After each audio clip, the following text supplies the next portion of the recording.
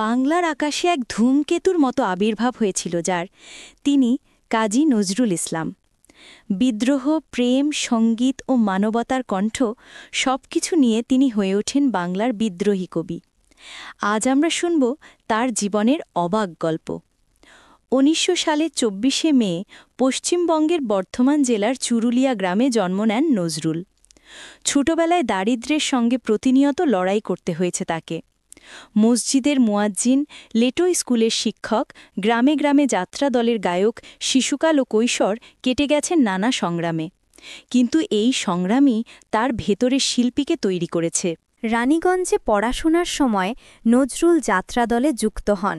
সেখানে তিনি গান লিখতেন, অভিনয় করতেন এবং খুব দ্রুতই সবার নজর কাড়েন। তার প্রতিভা ছিল নানা রঙে রঙিন। ১৯১৭ সালে নজরুল সেনাবাহিনীতে যোগ দেন। সেনাজীবন তার চিন্তাভাবনায় নতুন আগুন জ্বালায়। শোষণ, অন্যায়, বৈষম্যের বিরুদ্ধে তার কণ্ঠ আরও শক্ত হয়ে ওঠে।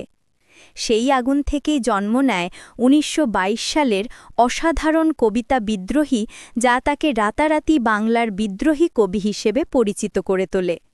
এরপর তিনি একের পর এক সৃষ্টি করেন অমর কবিতা, সাম্যবাদী, আনন্দময়ীর আগমনী, দুর্মুখ, কামাল পাশা এবং ৪,০০০-এরও বেশি গান, যেগুলো আজ নজরুল গীতি নামে বিশ্বজোড়া খ্যাত। উপন্যাস কুহেলিকা, নাটক ঝিলমিল, প্রবন্ধ যুগবাদ, সব মিলিয়ে নজরুল বাংলা সাহিত্যে তৈরি করে গেছেন এক দুর্লভ ভাণ্ডার। রাজনৈতিক লেখনির কারণে ব্রিটিশ সরকার তাঁকে বহুবার কারাবন্দী করে।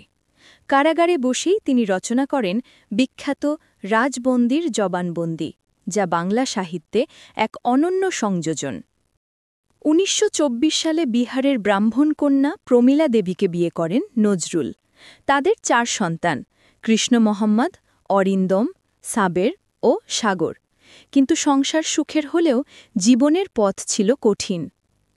১৯৪২ সালে নজরুল এক দুরারোগ্য স্নায়ু রোগে আক্রান্ত হন। ধীরে ধীরে তিনি কথা বলা, লেখা ও গান সবই ভুলে যেতে থাকেন। প্রায় ৩ দশক তিনি নীরব জীবন কাটান। ১৯৭২ সালে স্বাধীন বাংলাদেশের সরকার তাকে সপরিবারে ঢাকায় নিয়ে আসে এবং জাতীয় কবি উপাধিতে সম্মানিত করে। ১৯৭৬ সালের ২৯ আগস্ট নজরুল শেষ নিঃশ্বাস ত্যাগ করেন। তাকে ঢাকা বিশ্ববিদ্যালয়ের কেন্দ্রীয় মসজিদের পাশে সমাহিত করা হয়। কাজী নজরুল ইসলাম শুধু একজন কবি নন, তিনি এক যুগের কণ্ঠস্বর, মানবতার যোদ্ধা, অন্যায়ের বিরুদ্ধে রুখে দাঁড়ানোর শক্তি।